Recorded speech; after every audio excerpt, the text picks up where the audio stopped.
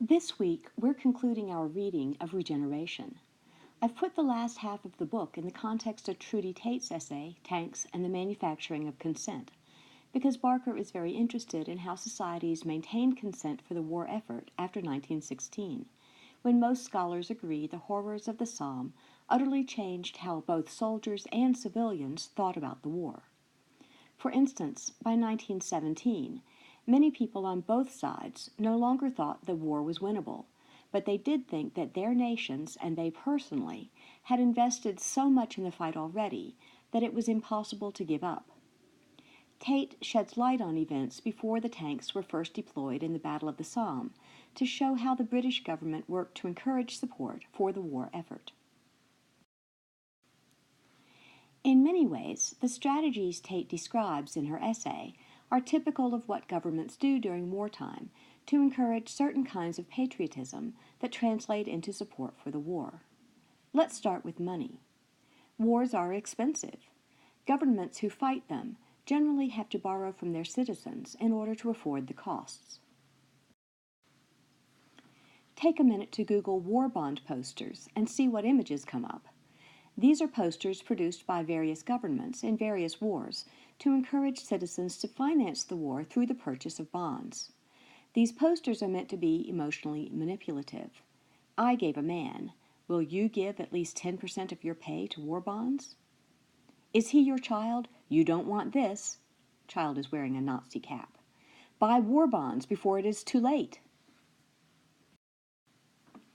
Tate is describing a more fun and less guilt-ridden war bond campaign using the new secret weapon the British were developing, the tank.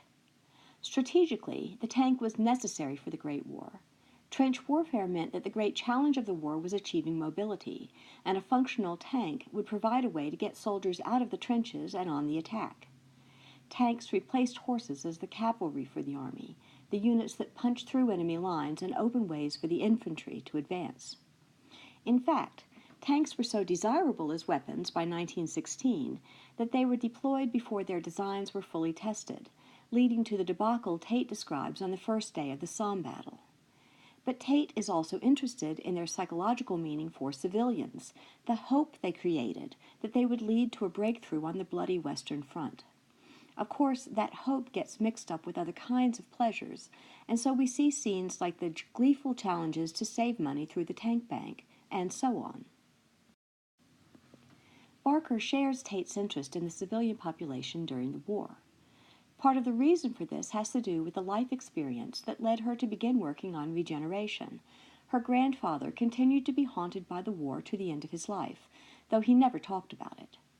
Empathy for her grandmother, who supported her war-damaged husband through the many years he lived after returning from the Western Front, made her understand that while books about the war tended, understandably, to focus on the experience of combatants, the war's effects were actually much broader than that.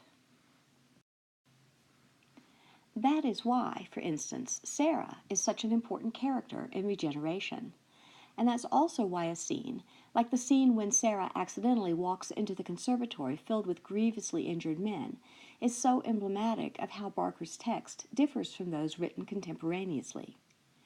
In 1914 to 1918, the idea of concealing those with physical disabilities was widely accepted, particularly in better-off families. The government's form of caring for soldiers with gross physical injury during the war thus brought together two social ideas: that the injured were unsightly, and that it would be doing a service to society to conceal them from it, and that it was vitally necessary to keep civilians believing that the war was winnable and the costs reasonable. Put this in the context of the tank bank.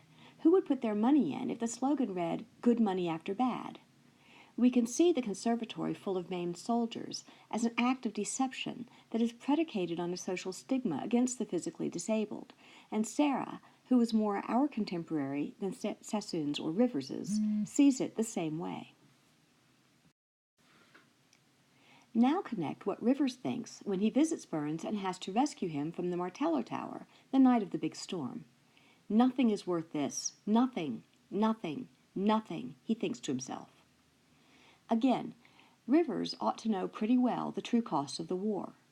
He works every day with men who have been shattered by the war, whose futures are bleaker because of what the war has done to them. But when he rescues Burns, he has to admit it to himself, the total breakdown of personality that he can understand when he compares the man he knows with the boy and young man represented in the cottage. The cost of war isn't just deaths and maiming, losses in families and in communities. It is also the lost future of a man like Burns, a man so able he had been promoted captain at 20. He shares this accomplishment with Edmund Blunden. All World War I novels are in some sense anti-war novels. Because of the nature of that war, it's almost impossible to imagine writing another kind of novel about it. And Barker definitely picks up that feeling here. Just as Sassoon's declaration against the war wanted his government to reckon and account for the true cost of the war, Barker insists that in thinking about war, one must understand what it means on the personal, individual level for combatants and survivors alike. Barker uses these two important scenes, as well as others, to connect the war combat memoir with the lives of civilians. She also uses other scenes from civilian life, which generally feature soldiers being furious at civilians for their inability to understand the suffering of soldiers, and for generally going on with life as if nothing much has changed, even as everything has changed for the combatants.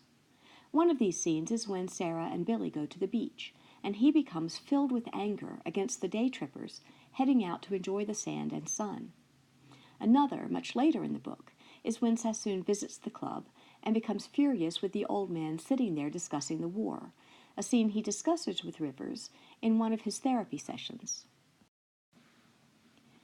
This latter scene should remind us of Rivers at the beginning of Part 3, when he visits his brother and attends church while on leave.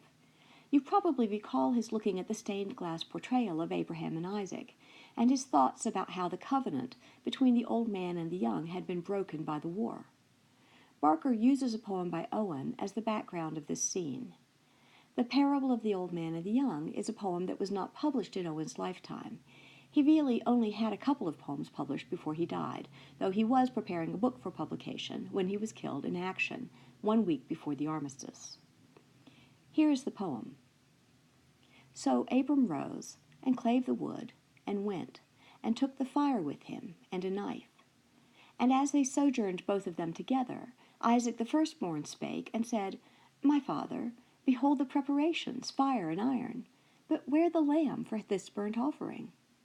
Then Abram bound the youth with belts and straps, and builded parapets and trenches there, and stretched forth the knife to slay his son. When lo, an angel called him out of heaven, saying, Lay not thy hand upon the lad, neither do anything to him. Behold, a ram caught in a thicket by its horns. Offer the ram of pride instead of him.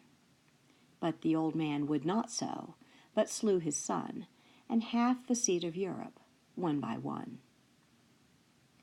You can see that the poem starts out following the story of Abraham and Isaac that you may remember from Genesis. But this poem takes a dark turn fairly quickly. Abram has no interest in sparing his son. The process of binding him and of building parapets and trenches there moves the poem away from a mere retelling and into a metaphor for the war itself. When the angel appears and directs the old man to offer the ram instead of the boy, the ram is explicitly labeled the ram of pride. In other words, Owen argues in this poem that all that would be necessary to save the young boy is to slay pride instead. This is impossible for the old man to do, however. He loves his pride more than he loves his son. And Owen extends the metaphor. Abram in this poem does not just kill his son, but half the seed of Europe, one by one. This poem captures the sense by national leaders in all the combatant nations that they had no choice but to fight this war.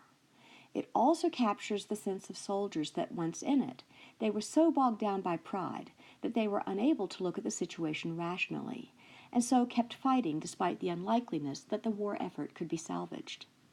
Owen, then, like Sassoon, is arguing here for a quick end to the war, one that would involve a loss of face for all national leaders, the old men, but that would save the lives and the futures of countless young soldiers. a swift end to the war. That's what everyone wanted.